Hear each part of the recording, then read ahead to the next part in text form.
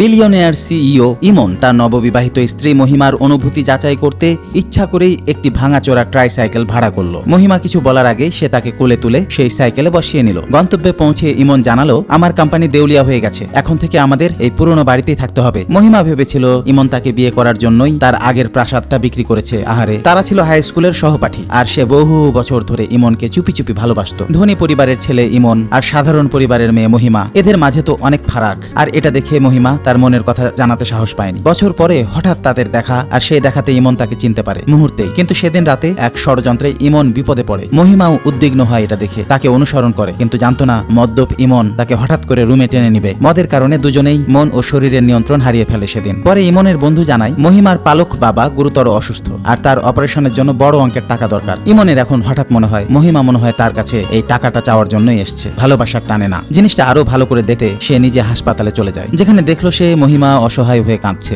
$8 লাখ জোগাড় করতে না পারলে বাবাকে আর বাঁচানো যাবে না। ঠিক তখনই ইমন তার সামনে দাঁড়ালো। সে একটা প্রস্তাব দিল, মহিমা যদি তাকে বিয়ে করে সে সব চিকিৎসার খরচ দিয়ে দেবে। অনেক ভাবনা চিন্তার পর মহিমা রাজি হয়। পুরনো বাড়িতে ঢুকে ইমন ভেবেছিল মহিমা জায়গাটা অপছন্দ করবে, কিন্তু মহিমার সাথে তো সব বরঞ্চ উল্টা। সে অপরাধ বোধে ভুগছে। আহারে, আমার বাবাকে টাকা দিতে ইমন সব বিক্রি করে দেউলিয়া হয়ে গিয়েছে আমাকে বিয়ে করার জন্য। কত ভালোবাসে আমাকে। তাই সে স্বামীকে জানালো, এখন থেকে আমি টাকা ইনকাম করে একসাথে আমরা উন্নত হব। ইমন অবাক হয়ে গেল দেখে মহিমা ইমনের দেউলিয়া অবস্থাকে একটু হেলাফেলা করছে না, তার দারিদ্র পছন্দ করছে। কিন্তু গাধাটা ভেবেছিল মহিমা মনে হয় অভিনয় করছে। পরে মহিমার আঁকা ডিজাইন বই খুলে পাতা উল্টাতে গিয়ে দেখছে মহিমা তার নিজের ছবি এঁকেছে, মানে ইমনের ছবি এঁকেছে। ছবি কখন আঁকে? যখন কাউকে খুব ভালোবাসা যায়। বুঝে নিল সে। বন্ধুরা, গল্পের নায়ক নায়িকার নামে তোমাদের নাম শুনতে চাইলে কমেন্টে নাম জানাও। এভাবেই কোনো এক ভিডিওতে আসবে তোমাদের নাম।